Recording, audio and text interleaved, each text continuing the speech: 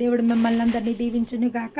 ఈరోజు ఫిలిప్పి 4:4 ద్వారా దేవుడు మనతో మాట్లాడిన ప్రతి మాటకై ఆయన నామానికే స్తుతులు స్తోత్రములు. ఎల్లప్పుడూ ప్రభునందు ఆనందించుడి, మరలా చెప్పుదును ఆనందించుడి. దేవుడు మనం ఆనందించడం కోసం చెప్తుండు. దేన్ని బట్టి ఆనందించమంటుండు? ఎల్లప్పుడూ దేవుని యందు ఆనందించుడి. ఎందుకు దేవుని యందు ఆనందించాలా? ఎందుకు దేవునిలో ఏముంది? అసలు ఆనందం అంటే అసలు ఏంది? కొన్ని నిమిషాలు మనము ధ్యానించుకుందాం. ఏమంటుండంటే, మరలా చెప్పుచున్నాను, ఆనందించుడి, దేవుని యందు ఎల్లప్పుడూ ఆనందించుడి. దేవుని యందు ఆనందించడం వల్ల, దేవుని ఆనందించడం అనే ప్రేమ శాశ్వతమైన ప్రేమ. మనందరికీ తెలుసు మనుషుల స్వభావం ఎట్లుంటుందంటే, మనం ప్రేమిస్తే వాళ్ళు ప్రేమిస్తారు, మనం ద్వేషిస్తే వాళ్ళు ద్వేషిస్తారు, మనం ఏదైనా ఇస్తామంటే వాళ్ళు మనని ఇష్టపడతారు, లేదా మనం ఏదైనా చెయ్యమన్నా ఏదైనా ఇయ్యమన్నా కానీ వాళ్ళకు మన పైన ఒక రకమైన వ్యతిరేకత, ఒక రకమైన ద్వేషము, ఒక రకమైన కోపం లాంటిది రావడం జరుగుతుంది. కానీ మన దేవుడు, మనం ప్రేమించకున్నా ప్రేమించే దేవుడు మన దేవుడు. మనం ఇయ్యకున్నా ఇచ్చే దేవుడు మన దేవుడు. మనం ఆయన కోసం ఏమి చేయకున్నా కానీ మన కోసం చేసే దేవుడు. నిజమైన ప్రేమ, ఒక స్నేహితుడు ప్రాణం పెట్టే అంతకన్నా గొప్ప ప్రేమ. ఈ ఇహలోకపు తల్లిదండ్రులు మన కోసము అన్నీ సమకూర్చగలుగుతారు. మన కోసం ఆహారం సమకూర్చగలుగుతారు, ధనంని సమకూర్చగలుగుతారు, గృహాన్ని సమకూర్చగలుగుతారు, అన్నిటినీ సమకూర్చగలుగుతారు. కానీ మన తండ్రి అంట ప్రాణం పెట్టే అంత గొప్ప ప్రేమ మన తండ్రి ప్రేమనంట. తల్లిదండ్రులు అన్నీ చేయగలుగుతారు, కానీ పిల్లల కోసం ప్రాణం పెట్టలేరు. ఎవరి కోసం ప్రాణం పెట్టలేరు. ఎవరి ప్రాణంని ఇచ్చి ఎవరి ప్రాణంని దక్కించుకోలేరు. ఇప్పుడు ఎవరి ప్రాణమన్నా పోతుంది అంటే, మేము మా ప్రాణం ఇస్తాం, మా ప్రాణంకి మారుగా వ్యక్తి ప్రాణంని రక్షించండి అంటే రక్షించలేరు వాళ్ళు, రక్షించలేని స్థితి. కానీ మన కోసం ఆయన ప్రాణం పెట్టింది ఆ ప్రేమ, మన కోసం బలియాగం అయింది ఆ ప్రేమ. మనం ప్రేమించకున్నా ప్రేమించేది ఆ ప్రేమ, మనం ద్వేషించినా కానీ ప్రేమించేది ఆ ప్రేమ. ఎట్లా చెప్పగలుగుతారు సిస్టర్ మనం ద్వేషించినా ప్రేమించే ప్రేమ ఆయన ప్రేమ అంటే? కల్వర్ సిల్వలో ఆయన మొట్టమొదటిగా పలికిన మాట, తండ్రి వీరేం చేయుచున్నారో వీరు క్షమించండి. ఎవరి కోసం మాట్లాడిండు ఆయన? ఆయనని హింసించిన వారి కోసం ఆ మాట మాట్లాడిండు. ఆయనని కొరడాలతో చెల్లు నా కొరడాలు కొట్టిన వారి కోసం మాట్లాడిండు. ముళ్ళ కిరీటం ధరించిన వారి గురించి మాట్లాడిండు. ఆయనని హింసించిన వారి కోసం మాట్లాడిండు. ఆయనను ద్వేషించిన వారి కోసం మాట్లాడిండు.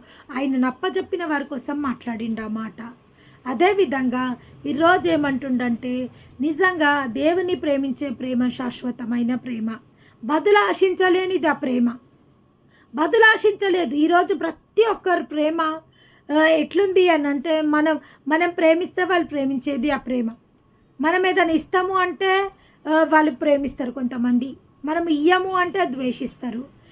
ఎట్లయిపోయిందంటే కండిషనల్ లవ్ అయిపోయింది.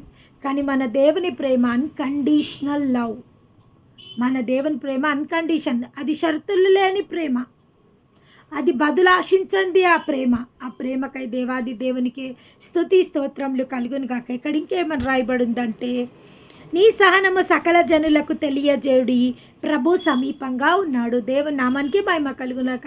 మన ప్రేమనంట సకల జనులకు తెలియజేయాలనంట. ఎందుకంటే దేవుడు సమీపంగా ఉన్నాడు. నిజంగానే దేవుడు సమీపంగా ఉన్నాడు. దేవుడు యూదా గోత్రపు సింహంగా తన వధువు సంఘమైన మనందరినీ కొనిపోవడానికి ఆ దేవాది దేవుడు రానై ఉన్నాడు. ఆయన సమయము సమీపంగా ఉంది. ఏ గడియ ఏ నిమిషము ఆయన రాబోతుండో, కడబూర ఏ నిమిషం మోగబోతుందో, ఎప్పుడు ఆయన పరిశుద్ధులని, ఆయన ఎవరైతే ఆయనను ఎన్నుకొని ఏర్పరచుకుండ్రో వారిని ఆరోహణమై తీసుకోబోతుండో, మధ్యాకాశంలోకి తీసుకువెళ్ళబోతుండో ఎవ్వరికీ తెలియదు. ఆ సమయం గురించి ఎవ్వరికీ తెలియదంట. ఆ సమయం ఎట్లొస్తుందంట? దొంగొచ్చినట్టు వస్తుందంట ఆ సమయము. కానీ లోకం భయపడుతుంది. విశ్వాసులమైన మనమంట సిద్ధమై ఉన్న వారికి ఏ నిమిషం ఆయన వచ్చినా కానీ మనకి ఏ భయము లేదు, ఏ దిగులు లేదు. దేవుని నామానికి మహిమ కలుగును గాక.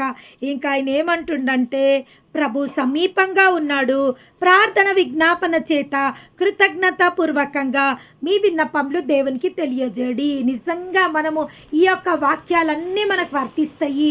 మనమందరం ఆనందిస్తున్నాం, ఎల్లప్పుడూ ఆనందిస్తున్నాం. ఎవరంతా ఆనందిస్తున్నాము? దేవుని అంత ఆనందిస్తున్నాం. ఉదయకాలం ఆనందిస్తున్నాం, మధ్యాహ్న కాలం ఆనందిస్తున్నాం, రాత్రికాలం ఆనందిస్తున్నాం. ఈ యొక్క ప్రార్థనలో ఉన్నంతసేపు మనకు దేని గురించిన చింత లేదు. కానీ పాటల ద్వారా, స్తుతుల ద్వారా, వాక్యం ద్వారా, వాక్కు ద్వారా దేవుని యందు మనం ఆనందిస్తున్నాం. ఆయన నామానికే స్తుతి స్తోత్రములు కలుగును గాక. ఎల్లప్పుడూ ఆనందించు. నిజంగా ఎల్లప్పుడూ ఆయన యందు మనము ఆనందిస్తున్నాం. ఈ ఆనందంకై ఆయన నామానికే స్తుతి స్తోత్రములు కలుగును గాక. ఇంకా ఏమంటుండు, సకల జనులకు తెలియజేయుడి, ఆయన సమీపంగా ఉన్నాడు. మనం అందరికీ చెప్తున్నాం, సకల జనులకు చెప్తున్నాము, రండి, దేవుని యొక్క రాకడ సమీపంగా ఉంది, దేవుని రక్షకునిగా స్వీకరించండి, దేవుని యొక్క వాక్యాన్ని గైకొనండి, దేవుని కృప కింద భద్రపరచుకోండి అని మనమందరికీ ప్రార్థనలోకి మనం ఆహ్వానిస్తున్నాం. కాబట్టి ఈ వాక్యం దేవుడు మన గురించే ఈరోజు మాట్లాడడం జరుగుతుంది. ఇంకా ఏమంటుండంటే, దేనిని గురించి చింతింపకుడి, మీ ప్రతి చింత దేనిని గురించి చింతపడకుడి, కానీ ప్రతి విషయంలో ప్రార్థన విజ్ఞాపన చేత కృతజ్ఞతాపూర్వకంగా మీ విన్నపములు దేవునికి తెలియజేయడు. ఏమంటుండు? దేని గురించి చింతించకండి మీరు. మనం ఇక్కడ ప్రార్థనలో కూర్చున్నంతసేపు మన చింత యావత్తు ఆయన మీద మోపుతున్నాం. సఫలపరిచే మన చింత యావత్తులను సఫలపరిచే ఆ దేవాది దేవుని పైన మన చింత మోపుతున్నాం. మనము ఎల్లప్పుడూ కృతజ్ఞత కలిగి ఆయన సన్నిధిలో మనం ఉంచుకున్నందుకు ఆయన నామానికే స్తుతి స్తోత్రములు కలుగును గాక. ఎల్లప్పుడూ కృతజ్ఞతాస్తుతులతో, ప్రార్థన విన్నపములతో ఆయన సన్నిధిలో మనం సిద్ధపరచమని దేవాది దేవుడు సిద్ధపరచుకోమని చెప్పడం జరుగుతుంది. అదేవిధంగా మన చింత యావత్తు ఆయన పైన మోపమని చెప్పడం జరుగుతుంది. దేవుని నామానికి మహిమ కలుగును గాక. ఇంకా ఏమంటుండంటే, అప్పుడును సమస్త జ్ఞానమునకు మించిన దేవుని సమాధానము యేసుక్రీస్తు వల్ల మీ హృదయములకు, మీ తలంపులకు కావలి ఉండునుగాక. దేవుని నామానికి మహిమ కలుగునుగాక. ఎప్పుడైతే మీ భారాన్ని దేవుని పైన మోపుతారో, ఎల్లప్పుడూ కృతజ్ఞత కలిగి మీ విన్నపములు దేవుని సన్నిధిలో విన్నవించుకుంటూ, ఆయన సన్నిధిలో మీరు కనిపెట్టుకొని, ఆయన సన్నిధిలో మీరు ఆనందించుకుంటూ, ఆయన సన్నిధిలో మీరు సిద్ధపడుతూ అనేకులని మీరు సిద్ధపరచుకుంటూ ఎప్పుడైతే మీరు ఉంటారో ఏం జరుగుతుందంట ఇక్కడ? అప్పుడు ఎప్పుడు ఈ యొక్క కార్యములన్నీ మనం చేసి దేవుని సన్నిధిలో మనము ఆయన కృప కొరకు కనిపెట్టుకున్నప్పుడు ఏం జరుగుతుందంట? అప్పుడు సమస్త జ్ఞానమునకు మించిన దేవుని సమాధానము మనకు అనుగ్రహింపబడుతుందంట. దేవుని నామానికి మహిమ కలుగును గాక. నిజంగా ఈ లోకంలో దేవుని నుంచి మనకు సమాధానం వచ్చింది అంటే ఇంకా మనకు విషయంలో చింత లేదు. సమాధానకర్తకు దేవుడు మనకు సమాధానం ఇస్తా అంటే ఇంకా అంతకన్నా గొప్ప భాగ్యం ఏమనుందా మనకు? ఈ లోకంలో ప్రతి ఒక్క problem, every problem is a problem of wisdom. జ్ఞానం లేక ఆయన ప్రజలు ఏమైపోతుండ్రంట? నశించిపోతుండ్రంట. కానీ ఇక్కడ దేవుడు ఏమంటుండంటే, నా జ్ఞానమును నేను మీకు ఇచ్చి ఏమంటుండు? అప్పుడు సమస్త జ్ఞానమునకు మించి ఈ లోక జ్ఞానంలో ఈ లోకం ఏ విధమైన కుట్రల చేత, ఏ విధమైన పన్నాగల చేత, ఏ విధంగా ఉన్నా కానీ నేను మాత్రము ఏమి ఇవ్వబోతున్నా? మీకు సమాధానం ఇవ్వబోతున్నా, సంతోషం మీకు ఇవ్వబోతున్నా, మిమ్మల్ని నా యందు ఆనందించు వారిగా నేను చెయ్యబోతున్నాను. దేవాది దేవుడు సెలవివ్వడం జరుగుతుంది. ఆయన నామనికే స్తుతి స్తోత్రములు కలుగునుగాక.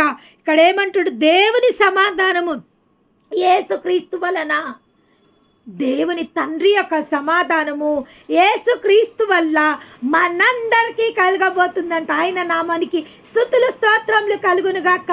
నిజంగా దేవుని సమాధానం ఉంటే ఇంకా మనకి ఏమైనా చింత ఉంటుందా?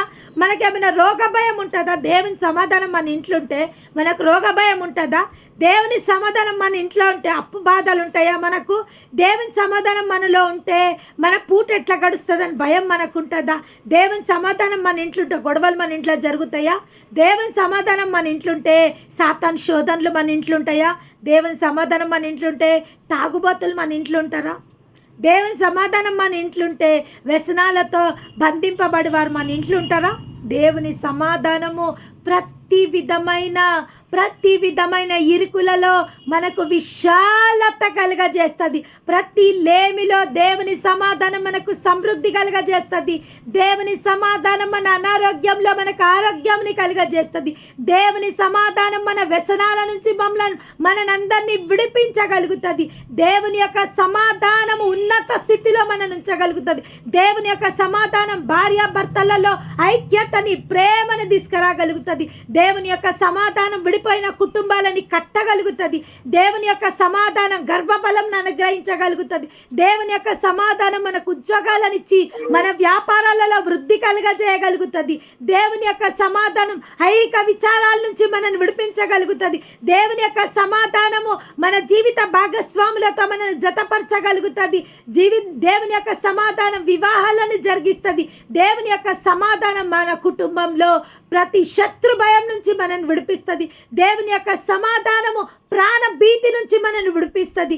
దేవుని యొక్క సమాధానము మనని ఫలించి విస్తరించి అభివృద్ధి చేయగలుగుతుంది. దేవుని నామానికి మహిమ కలుగును గాక. అట్టి సమాధానము దేవాది దేవుడు మనకు అనుగ్రహింపబోతున్నందుకు ఆయన నామానికే స్తుతి స్తోత్రములు కలుగును గాక. ఇంకా ఏమని రాయబడిందంటే మీ హృదయములకు మీ తలంపులకు కావలి ఉండును. దేవుని నామానికి మహిమ కలుగును గాక. మన తలంపులకు కావలి ఉంటుందంట దేవుని సమాధానం.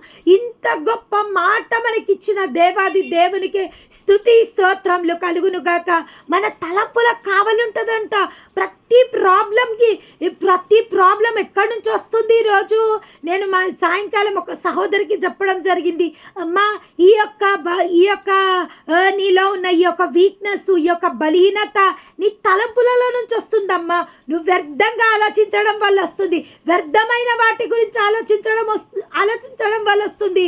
ఎప్పుడైతే నీ తలంపులలో నువ్వు ఆరోగ్యం కలుగుతుందో నీ దేహానికి ఆరోగ్యం కలుగుతుందని చెప్పడం జరిగింది. ఇక్కడ దేవుడు ఏమంటుండంట, మన తలంపులకైనా సమాధానం ఇవ్వబోతుందంట. దేవుని నామానికి మహిమ కలుగును గాక. ఈరోజు ఎవరెవరైతే భయంకరంగా ఫ్యూచర్ గురించి, నా బతుకు ఏ విధంగా ఉంటుంది, నా పరిస్థితి ఏ విధంగా ఉంటుంది, నా భర్త పరిస్థితి ఏ విధంగా ఉంటుంది, నా పిల్లల పరిస్థితి ఏ విధంగా ఉంటుంది, ఏ విధంగా దేవుడు నా కోసము, ఏ విధంగా నేను ఇంకా ఎప్పటి వరకు ఈ యొక్క బాధలు వేదనలు నేను అనుభవించాలా అని కృషించిన వారందరితో దేవాది దేవుడు ఈరోజు మాట్లాడుతున్న విధానంకై ఆయన నామానికే మహిమ కలుగును గాక. ఆయన సమాధానం అంట మన తలంపులకు కావలి ఉండబోతున్నందుకు ఆయన నామానికే స్తుతి స్తోత్రములు కలుగును గాక. ఇంకా ఇంతకన్నా గొప్ప భాగ్యం మనకేమైనా ఉంటుందా? మన తలంపులని, ఏ తలంపులనైతే దుష్టుడు కంట్రోల్ చేసి మనలో అలజడి తీసుకొస్తుండో, మనలో బాధ తీసుకొస్తుండో, మనలో ఫ్రస్ట్రేషన్ తీసుకొస్తుండో, మనలో డిప్రెషన్ తీసుకొస్తుండో, మనలో దుఃఖాన్ని తీసుకొస్తుండో, మనలో వేదనను తీసుకొస్తుండో, కానీ దేవాది దేవుడు అదే తలంపులని ఈరోజు ఆయన కావలి ఉంచి ఆయన తలంపులకు సమాధానం ఇవ్వబోతున్నందుకు వందనాలు. ఆయన సంతోషం ఇవ్వబోతున్నందుకు ఆయన నామానికే స్తోత్రములు. ఆయన సమృద్ధిని ఇవ్వబోతున్నందుకు ఆయన నామానికే స్తోత్రం. మన తలంపులనైనా ఆరోగ్యమైన తలంపులుగా మారుస్తున్నందుకు ఆయన నామానికే స్తుతులు స్తోత్రములు. ఎంతోమంది బిడ్డలు ఈ రోజులల్లా తలంపులలో ఆలోచనలు ఎక్కువైపోయి థైరాయిడ్లు వచ్చేస్తున్నాయి, బీపీలు వచ్చేస్తున్నాయి, షుగర్లు వచ్చేస్తున్నాయి, హార్మోనల్ ఇన్బ్యాలెన్స్, ఎవ్వరి బిడ్డలకు హార్మోనల్ ఇన్బ్యాలెన్స్ వచ్చేస్తున్నాయి. ఈ తలంపులలో దుష్టుడు ఈ తలంపులను శోధించి అనేక రకంగా భయానక స్థితులలో చిన్న పిల్లల నుంచి వృద్ధుల వరకు ఆ యొక్క తలంపులతో దుష్టుడు శోధించడం జరుగుతుంది. కానీ దేవుడు ఈరోజు ఒక గుడ్ న్యూస్ మనకిస్తుండు, ఒక శుభవార్త మనకిస్తుండు. ఆయన మన తలంపులకు సమాధానం ఇవ్వబోతున్నందుకు ఆయన నామనికే స్తుతి స్తోత్రములు కలుగునుగాక. ఈరోజు సమాధానం మనము మన హృదయంలోకి ఇవ్వబోతుండంట, మన తలంపులకు ఇవ్వబోతుండంట. ఆయన నామానికే మహిమ కలుగునుగాక. ఎంత గొప్ప మాట దేవుడు ఈరోజు మనకు సెలవివ్వడం జరుగుతుంది. Man what think man so he. యోబు ఏమని ఆలోచించిండంట. ప్రతిరోజు యోబు దేవుని సన్నిధిలో దహన బలులు ఇస్తుండేనంట. ఎందుకు దహన బలులు ఇస్తుండే? ఆయనకు ఒక భయం అంట. ఏమని భయము? అమ్మో నా పిల్లలు ఏమైనా తప్పు చేస్తారేమో, నా పిల్లలు ఏమైనా తప్పు చేస్తే దేవుని ఉగ్రత నా పిల్లల పైకి వస్తుందేమో, అమ్మో నా పిల్లలు ఏదైనా, నా పెద్ద కొడుకు ఏదైనా తప్పు చేసిండొచ్చు, లేదా నా బిడ్డ ఏదైనా తప్పు చేసిందో, నా చిన్న కొడుకు ఏదైనా తప్పు చేసిండో అని ప్రతిరోజు యోబు ఏం చేస్తున్నాడంట? భయంతో ఆ పిల్లల కోసము దహన బలులు ఇస్తుండనంట. కానీ ఒక రోజు ఏం జరిగింది? ఆ యోబు తన పిల్లలని కోల్పోవడం జరిగింది. 10 మంది పిల్లలని ఒకే పూట, ఒకే రోజు, ఒకే గడియలో ఆయన కోల్పోవడం జరిగినప్పుడు ఆయన ఏమంటుండంటే, నేను ఏది తలంచి తినో, ఏది వస్తుందని నేను తలంచి తినో, ఏ కీడు నా పిల్లల మీదకి వస్తుందని తలంచి తినో, ఏ కీడు వస్తుందని నేను తలంచి తినో, అదే కీడు రావడం జరిగింది. నేను ఏ విధంగా జరుగుతుంది అని నేను యోచించిన్నో, నా హృదయంలో ఈ విధంగా జరుగుతుందేమో అని యోచించిన్నో, నా తలంపులలో ఈ విధంగా జరుగుతుంది అని నేను యోచించిన్నో, అదే నా జీవితంలో జరిగింది అని యోబు సాక్ష్యం ఇవ్వడం జరిగింది. ఈరోజు చాలామంది నేను గత రోజులలో చెప్పడం జరిగింది, హృదయం అన్నిటికన్నా ఘోరమైన వ్యాధి గలది. ఏంటంటే దుష్టుడు మన తలంపులని పాడు చేస్తుండు. మన హృదయంలో తలంపు పుట్టగానే అది ఎక్కడికి వెళ్ళిపోతుంది? మైండ్కి వెళ్ళిపోతుంది.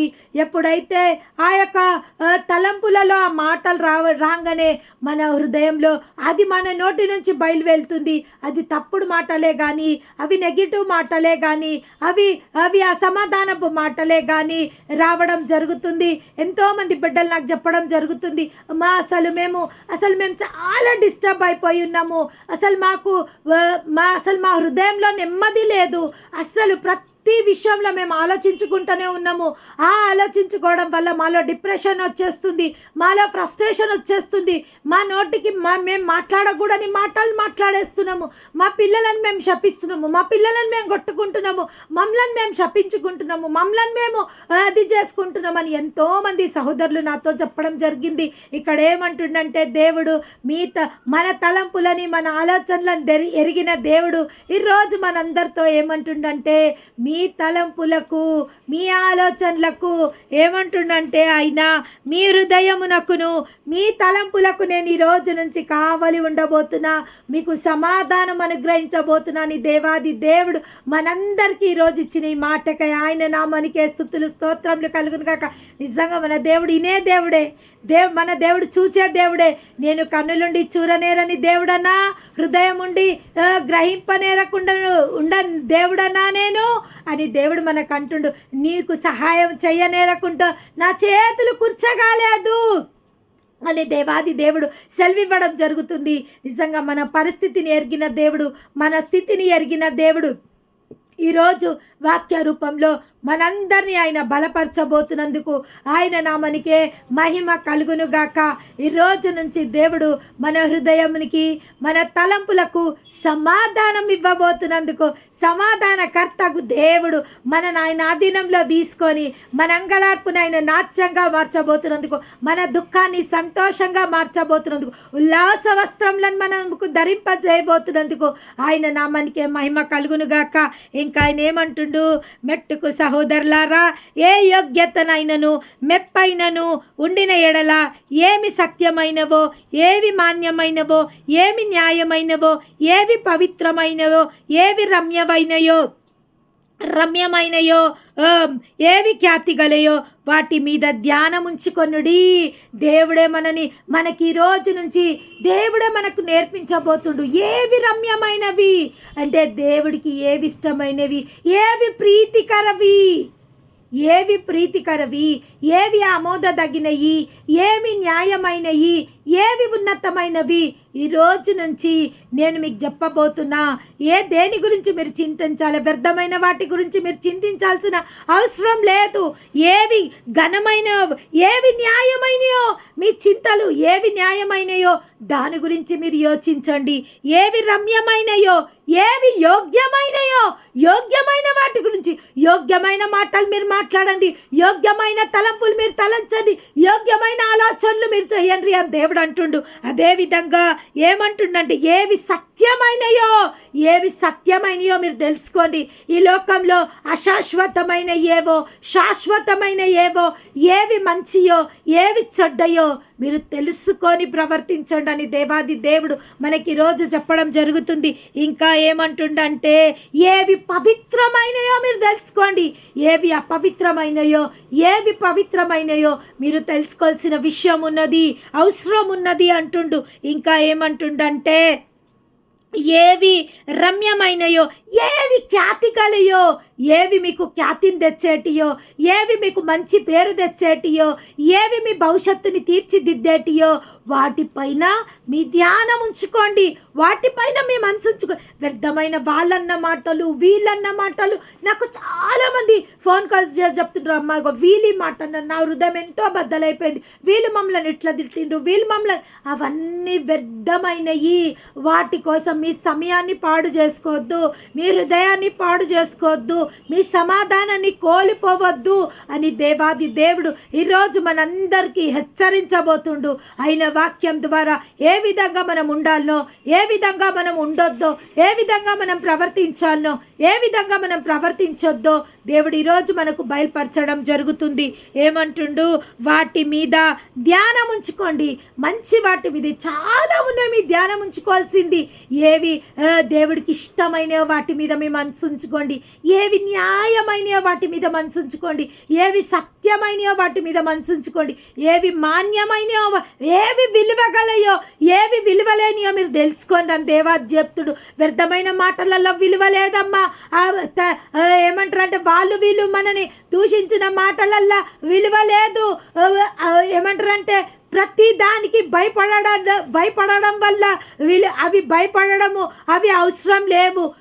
అందుకే దేవుడు అంటుడు ఏవి అవసరమైనయో, ఏవి అనవసరమైనయో తెలుసుకొని జీవించమని మనతోని దేవుడు చెప్పడం జరుగుతుంది. ఇంకా ఆయన ఏమంటుండంటే మరియు మీరు నా వల్ల ఏమి నేర్చుకొని అంగీకరించితిరో, నా యందు ఉన్నట్లుగా ఏమి వింటిరో, ఏమి చూచితిరో అట్టి వాటిని చేయుడి. దేవుని నామానికి మహిమ కలుగును గాక. నా నుంచి మీరు ఏమి వింటుండ్రో వాటిని నేర్చుకోమంటుండు. నేర్చుకున్న వాటిని వదిలిపెట్టకండి, వాటిని మీరు క్రియారూపంగా చేయండి. ఈరోజు మీరు ప్రార్థన ద్వారా అద్భుతం పొందిండ్రా, వేరేళ్ళకి మీరు ప్రార్థన చేయండి. మీరు ఈరోజు వాక్యం ద్వారా అద్భుతం పొందుకుండ్రా, ఇతరులకు వాక్యం చెప్పండి. ఏది నా నుంచి మీరు నేర్చుకుంటుండ్రో దాన్ని ఇతరుల కోసం మీరు చెయ్యమని చెప్తుండు. ఇంకా ఏమంటుండంటే నా యందు ఏమి వింటిరో, ఏమి చూచితిరో అట్టి వాటిని చెయ్యుడి, అప్పుడు సమాధానకర్తకు దేవుడు మీకు తోడై ఉండును గాక. ఎప్పుడు తోడై ఉంటాడంట దేవుడు.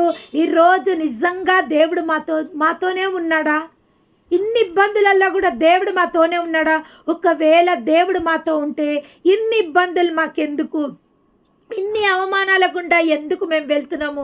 ఎందుకు మా ప్రార్థనలు అంగీకరింపబడతలేవు? ఎందుకు దేవుని నుంచి మాకు జవాబులు రావట్లేదు అని ప్రతి ఒక్కరితో దేవాది దేవుడు ఈరోజు మాట్లాడడం జరుగుతుంది. ఎందుకు మనకు జవాబు రావట్లేదంటే వ్యర్థమైన వాటిపైన మనం మనసుంచుకున్నాం, వ్యర్థమైన మన తలంపులని పాడు చేసుకున్నాం, మన ఆలోచనలు పాడు చేసుకున్నాం. ఇప్పటి వరకు మనకు ఏవి ఆయనకు ఆమోదకరమైనయో, ఏవి న్యాయమైనయో, ఏవి సత్యమైనయో, ఏవి మాన్యమైనయో మనం తెలుసుకోలేకపోయినాము. ఆయన దేని యందు ప్రీతి కలిగి ఉన్నాడో మనం ఇంకా తెలుసుకోలేకపోయినాం.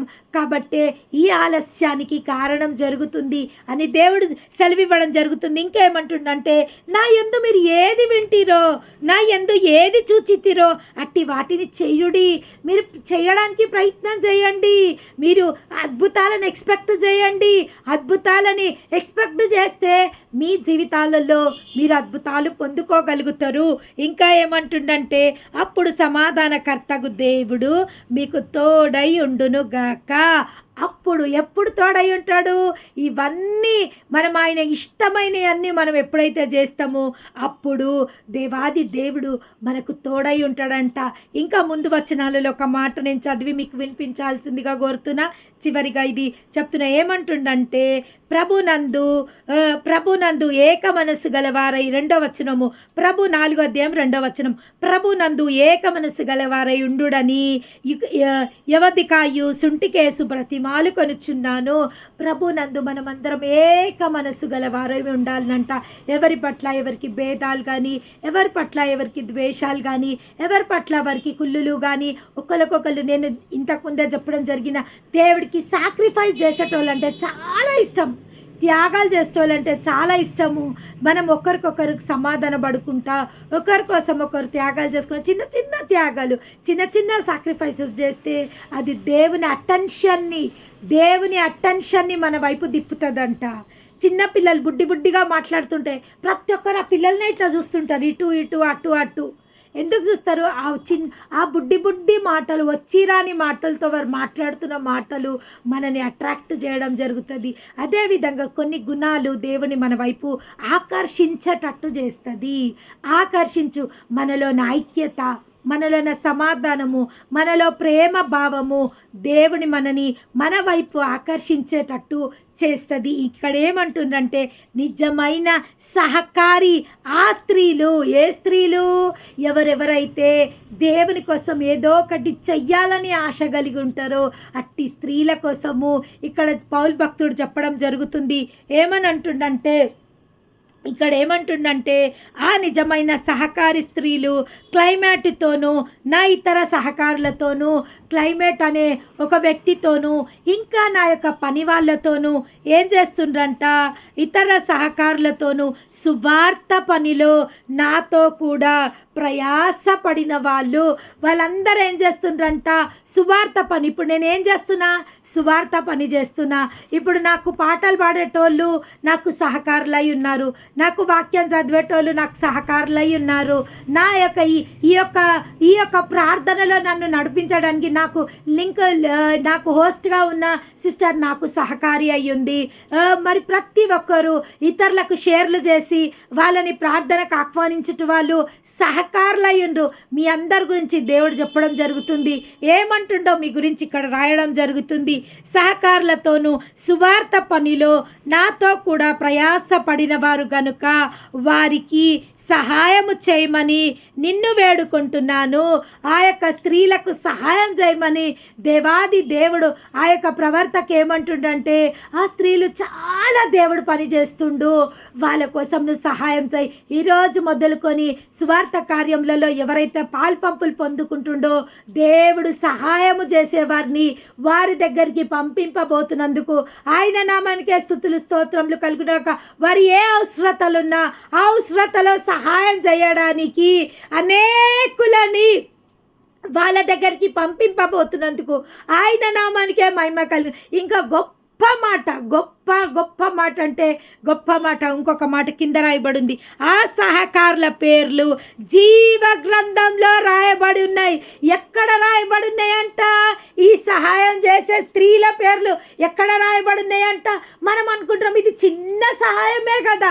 చిన్న సహాయం చేసినా, పెద్ద సహాయం చేసినా, ఇతరులను మనం ప్రార్థనకు నడిపించినా, ఇతరులకు వాళ్ళు బాధలలో ఉన్నప్పుడు వారిని సంఘానికి నడిపించినా, వారికి సంఘానికి రావడానికి ఆర్థికంగా సహాయం చేసిన, సంఘ సేవకు మనం సహాయం చేసిన, సేవకులని మనం పోషించిన, సేవకులని పోషించు వారికి సేవకుల ఫలము దొరుకుతుందంట.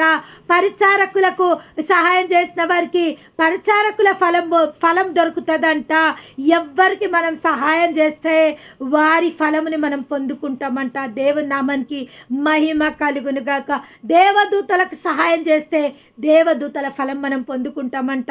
అదేవిధంగా ఇక్కడ ఏమంటుండంటే ఆ సహకారుల పేర్లు జీవ గ్రంథంలో రాయబడి ఉంటాయంట. ఎవరైతే సువార్త కోసం సహాయం చేస్తారో, అనేకులని దేవుని వైపు దిప్పుతారో, అనేకులని సువార్త షేర్ చేస్తారో, మందిరాలకు నడిపిస్తారో, మందిరాల కోసం వాళ్ళు చాలా మందికి మందిరాలకు రావడానికి డబ్బు కూడా ఉండదు, చాలామంది వాళ్ళకు డబ్బు సహాయం చేస్తారు. మరి కొంతమంది అయితే ఆ యొక్క మందిరాల కోసం సహాయం చేస్తారు, ఆ యొక్క సేవకుల కోసం సహాయం చేస్తారు. వారందరి పేర్లంట ఈ యొక్క సేవకుల ఈ యొక్క సహాయం సంఘం నడవడానికి ఈ యొక్క సహకారులైన స్త్రీలు, ఈ యొక్క ఫిలిప్పీ భక్తులకి ఈ యొక్క స్త్రీలందరూ సహాయం చేస్తుండ్రంట. ఈ యొక్క సహాయం చేస్తున్నందుకు ఈ యొక్క స్త్రీల గురించి ఈ పరిశుద్ధ గ్రంథంలో రాయబడి ఉంది. వాళ్ళ పేర్లు ఎక్కడ రాయబడి ఉంటాయంట? జీవ గ్రంథంలో రాయబడి ఉంటుంది. మనం కూడా ఏ యొక్క సంఘానికి మనం సహాయం చేస్తామో, ఏ యొక్క మనుషులకు మనం సహాయం చేస్తామో, ఏ యొక్క సేవకులకు మనం సహాయం చేస్తామో, వాళ్ళ పేర్లు అనేకులని సంఘానికి నడిపిస్తామో వాళ్ళ పేర్లంట జీవ గ్రంథంలో రాయబడి ఉంటాయంట. దేవుని నామానికి మహిమ కలుగును గాక. నిజంగా మనం సువార్త అంటే నాట్ అనే ఆర్డినరీ జాబ్. సువార్త వారికి సువార్త బోధించు వారి పాదములు సుందరములు అని దేవుడు సెలవివ్వడం జరిగింది. సువార్త పనిలో మనం ఉండవలసిందిగా దేవాది దేవుని యొక్క చిత్తమైంది. ఈరోజు మొదలుకొని మనమందరము ఇంకా బహుబలంగా ఆయన యొక్క సువార్తలో పాల్పంపులు పొందుకుందుము గాక.